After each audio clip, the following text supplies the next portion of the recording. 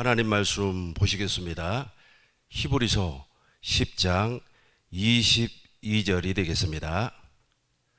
우리가 마음의 뿌림을 받아 악한 양심으로부터 벗어나고 몸은 맑은 물로 씻음을 받았으니 참 마음과 온전한 믿음으로 하나님께 나아가자. 아멘. 성령께서 그리스도의 피를 뿌림이라는 제목으로 하나님 말씀 선포하겠습니다. 우리 하나님께서 깨닫는 마음과 보는 눈과 듣는 귀를 활짝 열어주실 줄로 믿습니다.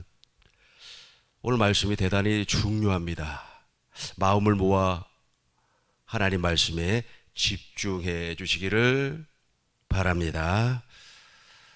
오늘 본문을 다시 한번 읽겠습니다. 우리가 마음의 뿌림을 받아 예수 그리스도의 피를 뿌림을 받아 악한 양심으로부터 벗어나고, 악한 양심은 타락한 양심을 말합니다.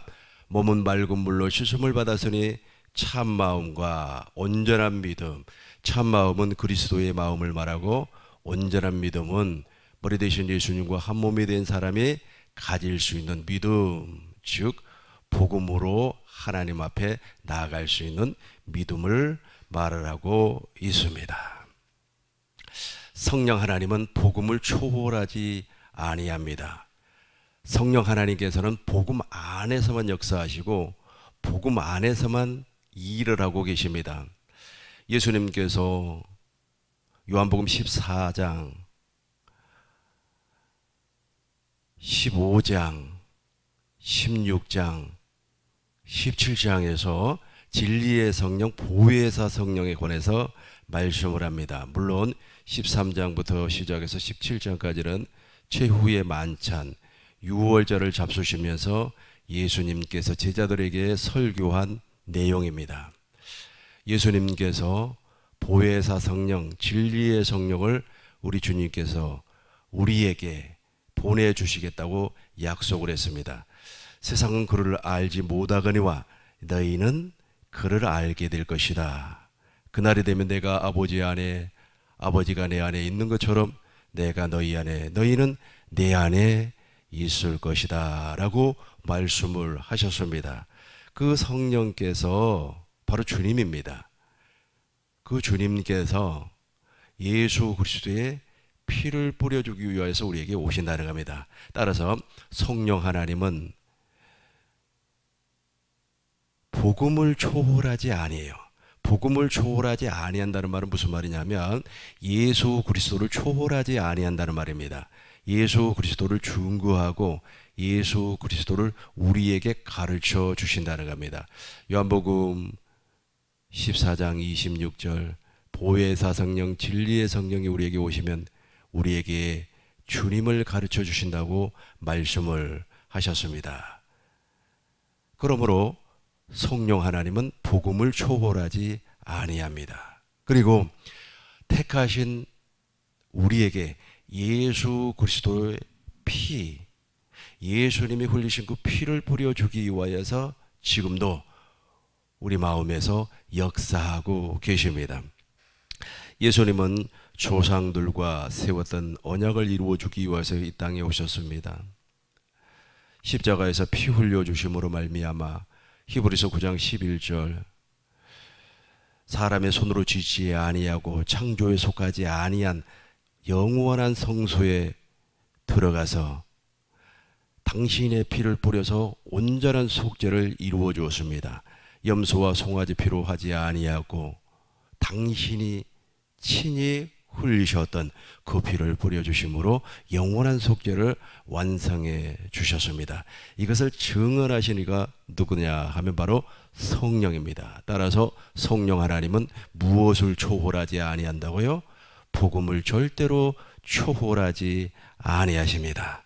따라서 성령 하나님은 택함을 받은 사람들, 이 사람들에게는 반드시 어떠한 일이 있다고 알지라도 예수 그리스도의 피를 뿌려서 죄 사함을 받게 해 주시는 겁니다. 피를 뿌린다는 말이 약간 좀 추상적인 말로 들릴 수도 있습니다. 성령 하나님, 즉 주님께서 나를 진리 안으로 이끌려 주십니다. 여기서 말하는 진리는 성경을 말합니다. 성경 안으로 이끌려 주셔서 나는 이끌림을 받아서 성경 안에서 주님을 보게 하고 주님을 봄으로 말미암아 하나님의 사랑을 알게 하는 겁니다. 예수님께서 초절하게 십자가에 못 박혀 있었습니다. 예수님을 봄으로 말미암아 하나님이 세상을 이처럼 사랑하사 독생자를 주셨으니 이는 저로 말미암아 세상을 구원한다고 하는 하나님의 사랑을 보게 하는 겁니다. 하나님께서 아버지 품속에 독생하신 하나님이 이 땅에 말씀이 육신이 되어서 오셨는데 그분이 바로 그리스도가 되어서 피를 흘려주고 계신다는 겁니다. 그 피를 흘려주시는데 그것이 바로 하나님의 사랑이었다라고 하는 것을 알게 하는 겁니다. 이것이 바로 피뿌림이에요. 성령으로 말미암아 우리 마음에 피를 뿌려 주시는 겁니다. 로마서 5장 5절 소망이 부끄럽지 아니하면 하나님의 사랑이 우리 마음에 부은 바 됨이라. 성령 하나님께서 하나님의 사랑을 우리 마음에 흠뻑 부어줘요. 이것이 바로 피뿌림이에요. 로마서 5장 8절을 보니까 우리가 죄인 되었을 때 도무지 하나님의 사랑을 알지를 못했어요. 도무지 하나님의 사랑을 깨닫지 못했습니다. 그러나 우리 마음에 하나님의 사랑, 즉 하나님의 사랑의 절정이었던 예수 그리스도의 피를 흠뻑 뿌려주니까 내가 죄인 되었을 때 예수님이 십자가에서 죽으신 것은 하나님의 사랑, 즉 하나님의 생명을 나에게 주기 위함이다 라고 하는 것을 알게 되는 겁니다. 이것을 성령의 피뿌림이다 그렇게 말을 하는 겁니다. 이렇게 피를 뿌려주니까 오늘 본문의 말씀처럼 이렇게 되는 겁니다. 우리가 마음의 뿌림을 받아 악한 양심으로부터 벗어나고 몸은 맑은 물로 씻음을 받았으니 참 마음과 온전한 믿음으로 하나님께 나아가자. 휘장이 위에서 아래로 찢어져 버렸습니다. 예수님께서 십자가에 못 박아 돌아가심으로 말미암아 운명하심으로 말미암아 성전의 휘장이 위에서 아래로 찢어져서 누구든지 하나님께로 나아갈 수 있는 길이 열려져 버렸습니다. 그럼에도 불구하고 나갈 수가 없어요. 왜냐하면 성령이 우리 마음에 피를 뿌려주지 아니하기 때문에. 그런데 우리가 마음의 뿌림을 받아 악한 양심으로부터 벗어나고 몸은 맑은 물로 씻음을 받았으니 참마음, 그리스도의 마음, 온전한 믿음, 오직 이는 믿음으로 말미암아 살리라. 이 믿음, 복음을 통하여서 얻어졌던 이 믿음으로 누구에게 나아가자? 하나님께 나아가자. 아멘. 이렇게 피가 뿌려줘야만이 육신의 굳은 마음이 제거되고 살처럼 부드러운 마음, 즉 그리스도의 마음을 갖는 겁니다. 이렇게 그리스도의 마음을 가진 사람을 갈라디아서 4장 19절에서는 그리스도의 형상으로 태어났다. 갈라디아서 4장 28절에서는 이삭과 같이 약속의 자녀가 되었다. 갈라디아서 5장 15절로 18절에서는 할례나 무할례가 중요한 것이 아니라 그리스도의 마음, 예수의 흔적, 새 사람으로 태어나는 것이 중요하다. 에베소서 4장 24절 하나님을 따라 우와 진리의 거룩함으로 지으심을 받은 새 사람이 중요하다. 태어났어요. 하나님의 생명으로 태어났습니다. 이 피뿌림은 정말로 엄청난 사건입니다. 어마어마한 사건이에요. 수가랴 선지자는 수가랴서 12장 10절에서 성령 하나님께서 우리에게 통회하는 심령을 부어준다 그랬어요. 이 통회하는 심령은 우리가 일반적으로 하는 그런 회개가 아니에요. 생명이 바뀌어버리는 놀라운 회개입니다. 이 회개를 통하여서 지금까지 나를 부지하고 있었던 육신의 생명이 완전히 제거가 되어버리는 겁니다.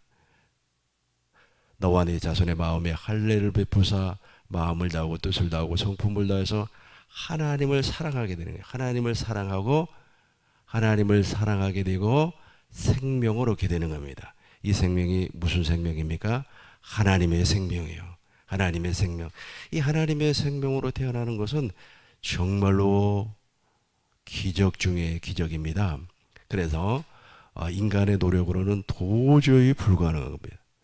인간의 지식으로, 인간의 수고, 인간의 급료, 고행, 이 모든 것으로도 되지 아니하는 것이 바로 하나님의 생명으로 태어나는 겁니다. 더 쉽게 표현을 하자면은 예수님은 본래 아버지 품속에 독생하신 하나님이었습니다. 말씀이 육신이 되어서 이 땅에 오셨습니다. 예수님 안에는 은혜와 진리가 충만했습니다. 동정녀 마리아에게 성령으로 잉태를 했습니다.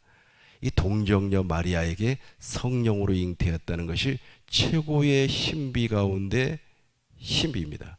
최고의 신비인과 동시에 인간의 머리로는, 지혜로는 알 수 없는 사실입니다.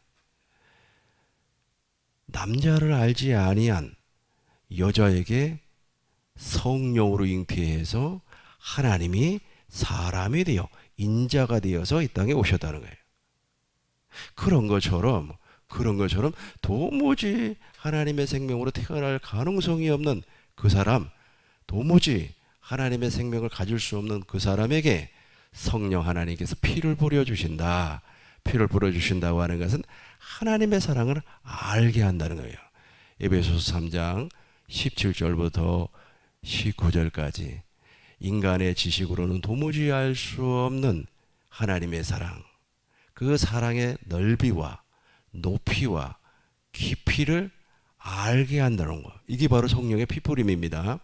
이렇게 피를 뿌려주니까 와, 내가 이런 사람이었구나 라고 하면서 통회를 하는 거예요. 통회 자복이라는 말 들어봤죠? 통회라는 거예요. 통회를 한 것 동시에 내가 누구인가를 알아요. 소크라테스가 너 자신을 알라 그랬죠? 확실하게 알아버립니다.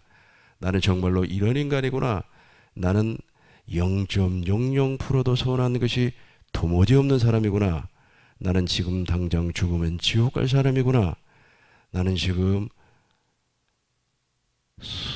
손가락으로 젓가락까지도 들 수 없는 사람이구나.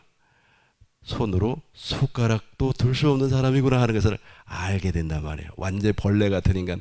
벌레는 그래도 아주 자기 본능에 충실하지만은 타락한 인간은 본능의 충실보다도 아주 죄악으로 충실해버리죠. 이것을 발견하게 돼요. 이것을 발견하면서 통회하는 겁니다. 통회해요. 엄청난 통회를 하는 겁니다. 수고하래서 13장 1절로 2절을 보니까 그렇게 통회를 하니까 내 심령 안에서, 내 안에서 생수가 터져버려요. 이 생수가 바로 하나님의 생명입니다. 하나님의 생명이 확 터져버려요. 하나님의 생명이 터져버려요. 이게 바로 성령의 피뿌림이라고 그랬습니다. 생수가 터짐과 동시에 히브리서 10장 15절부터 18절에서 말씀한 것처럼 성령이 밝히 중언하시되 하면서 무엇이 이루어져 버립니까? 하나님의 약속, 언약이 이루어 주어버립니다. 그러고 나서부터는 하나님께서 우리의 불의를, 우리의 죄를 기억하지 아니한 겁니다. 완전히 포맷이 돼버렸다고 얘기해보죠. 컴퓨터를 샀습니다. 한 5년 썼어요.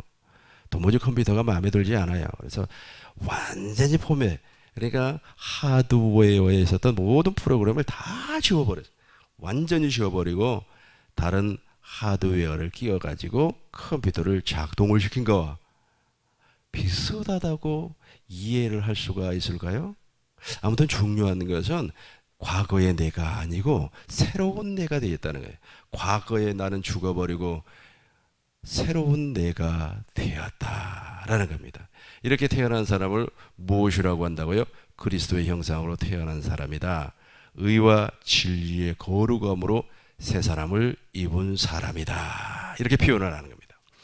그렇다면 복음으로 나음을 받은 사람, 복음으로 새롭게 태어난 사람, 물과 성령으로 거듭난 사람의 삶은 어떤 삶을 살까요? 5가지로 살펴보도록 하겠습니다. 첫 번째, 새 생명 가운데 행하는 사람입니다. 로마서 6장 3절로 4절을 보니까 예수 그리스도와 함께 세례를 받았습니다. 예수님께서 세례를 받음으로 말미암아 물속에 들어가세요. 물속에 들어가서 옛사람이 제거가 되어버렸습니다. 예수님께서 물 위로 올라왔습니다. 하나님의 생명으로 태어났다. 부활이 바로 하나님의 생명으로 태어남을 상징을 하고 있기 때문에 그렇습니다. 그래서 이제부터는 옛 생명 가운데 행하는 자가 아니에요. 그러면 어떤 사람이 되는 겁니까? 새 생명, 하나님의 생명으로 행하는 자, 즉 그리스도의 생각과 그리스도의 마음으로 행하는 사람입니다. 두 번째로 갈라디아서 2장 20절의 말씀처럼 내가 그리스도와 함께 십자가에 못 박혔나니 이제는 내가 사는 것이 아니고 내 안에 그리스도께서 사신 것이라. 이 그리스도께서 왕으로 나타난다는 거예요. 그리스도께서 내 안에 주인이 됐다는 거예요. 주인이 됐어요. 주인이 되었기 때문에 그리스도와 더불어서 한 몸이 되었다. 한 몸이 되어서 그리스도가 나타나는 삶을 산다는 겁니다. 세 번째로 마태복음 16장 28절을 보니까 여기 서 있는 사람들 가운데 인자가 왕권을 가지고 오는 것을 볼 자들도 있느니라. 누가복음 9장 27절 여기 서 있는 사람들 가운데서 인자가 하나님의 나라로 임하는 것을 볼 자들도 있느니라. 그러니까 이제 이렇게 태어난 사람은 하나님의 나라, 즉 천국으로 산다는 겁니다. 천국을 누리면서 산다는 겁니다. 그런데 천국의 주인이신 왕권을 가지고 오신 그 부활하신 예수님이 날마다 순간마다 나타나요. 왕이 나타나는 거예요. 왕이 나타나는 겁니다. 그런 삶을 산다는 겁니다. 네 번째로 골로새서 1장 27절에 보니까 영광의 소망, 이 영광의 소망이 비밀이에요. 그 비밀인데 그분이 우리 안에서 나타난다 그랬어요. 나타난다. 너무 중요한 말씀입니다. 그러니까 죄 사함이라고 하는 것이 있고 거듭남이라고 하는 것이 있는데, 죄 사함이라고 하는 말은 죄가 사라져 버렸다. 나에게서 죄가 사라져 버렸다. 거듭남이라고 하는 것은 하나님의 생명으로 태어났다. 죄 사함과 거듭남을 통하여서 새로운 사람이 되었다. 새로운 사람이 되니까 이제 나에게서 날마다 그리스도가 나타나는 겁니다. 나타나요. 사건을 만날 때 나타나고, 일을 할 때 나타나고, 누구와 대화를 할 때 나타나는 겁니다. 마지막 5번째로 요한일서 5장, 요한일서 2장 5절부터 6절을 보니까 이제 우리는 예수 그리스도와 똑같은 삶을 사는 사람이 되었습니다. 예수님과 똑같은 삶을 사는 사람이 된다? 이 말씀이 무슨 말씀일까요? 예수님은 말씀이 육신이 되어서 이 땅에 오셔서 스스로 산 적이 한 번도 없었습니다. 요한복음 14장 8절에 빌립이 이렇게 말을 했습니다. 예수님, 하나님 아버지를 보여주세요. 예수님께서 말씀하셨습니다. 빌립아, 내가 나와 함께 이렇게 오래 다녔거니와 어찌하여 아버지를 보여달라고 하느냐. 내가 아버지 안에 있고 아버지께서 내 안에 있는 것을 알지 못하느냐. 나는 스스로 아무것도 하지 아니하고 아버지가 주신 생각, 마음으로 일을 하였다 라고 말씀을 하셨습니다. 그리고 요한복음 14장 11절에서 그래도 나를 못 믿거든 내가 행하는 이 일들을 보고 내 안에 아버지가 계신 것을 믿어라, 그렇게 말씀을 하셨습니다. 이게 바로 예수님의 삶이에요. 그런 것처럼 저와 여러분들도 어떻게 산다? 예수님과 똑같이 산다. 그렇다면 어떻게 사는 것이 예수님과 똑같이 사는 삶일까요? 그것은 예수님을 머리로 했습니다. 머리 대신 예수님과 이제 한 몸이 되었으니까, 머리 대신 예수님과 한 몸이 되었으니까 예수님이 주시는 생각과 마음으로 사는 겁니다. 그분이 왕이니까, 그분이 진리 안에서 나를 가르쳐 주시니까 그렇게 사는 것이 바로 예수님과 똑같이 사는 것이다. 말씀을 정리하고 결론을 맺겠습니다. 성령의 피부림이라고 하는 것은 하나님의 생명, 즉 하나님의 사랑을 보게 하여서 생명으로 태어나는 것을 말하는 겁니다. 문자적으로 이렇게 그릇에다가 피를 받아가지고 뿌린다는 말이 아니에요.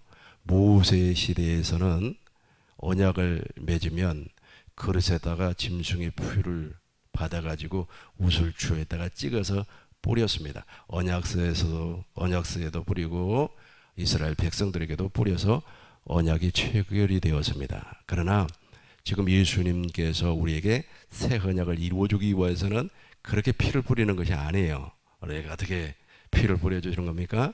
하나님의 사랑을, 하나님께서 세상을 이처럼 사랑하사 독생자를 주셨으니 하면서 하나님의 사랑을 보게 하는 겁니다. 하나님의 사랑을 보게 하면 통회하는 심령, 그 통회하는 심령으로 말미암아 내 심령에서 폭포수와 같은 생수가 터져버려요. 이 생수가 터져버린다는 말이 무슨 말이냐면 성령의 피뿌림으로 말미암아 내가 하나님의 생명으로 태어났다는 겁니다. 이렇게 하나님의 생명으로 태어난 사람을 그리스도 형상을 가진 자, 새 사람을 입은 자, 새로운 피조물로 태어난 자, 그렇게 말을 하는 겁니다. 이런 사람이 사는 삶은 삶의 방식이 완전히 달라요. 완전히 달라요. 어떻게 사는 겁니까? 이제는 새 생명 가운데 행해요. 옛 생명이 제거되었으니까 이제 그리스도 안에서 그리스도와 더불어서 사는 겁니다. 더 중요한 것은 내 안에서 그리스도께서 왕으로 나타나는 겁니다. 예수님처럼 똑같은 삶을 살게 되는 겁니다. 결론입니다. 성령께서 예수 그리스도의 피뿌림은 하나님의 사랑을 보게 하여 생명으로 낳는 일입니다. 이렇게 하나님의 생명으로 태어나면 삶의 본질이 다르게 나타납니다. 삶의 본질이 완전히 달라버려요. 완전히 다릅니다. 이것은 그리스도의 마음을 가져본 자, 그리스도의 마음을 나타내 본 자는 확실하게 알고 있어요. 이 본질이 무엇인가를 확실하게 알고 있습니다. 우리 국민농계 모든 성도님들은 이제 피뿌림으로 말미암아 날마다 하나님의 사랑을 보고 사는 자가 되길 주의 이름으로 축원합니다. 기도합니다. 성령 하나님, 우리가 예수 그리스도의 피뿌림으로 말미암아 새 언약이 성취되어 하나님의 나라로 태어났습니다. 그럼에도 불구하고 날마다 순간마다 지금도 피를 뿌려 주셔서 하나님의 사랑을 보게 하옵소서. 하나님의 사랑을 많은 사람들에게 증언하게 하여 주옵소서. 하나님의 사랑을 공급하는 삶을 살게 하여 주옵소서. 생명과 마음이 되시는 우리 주 예수 그리스도의 이름으로 기도하옵나이다. 아멘.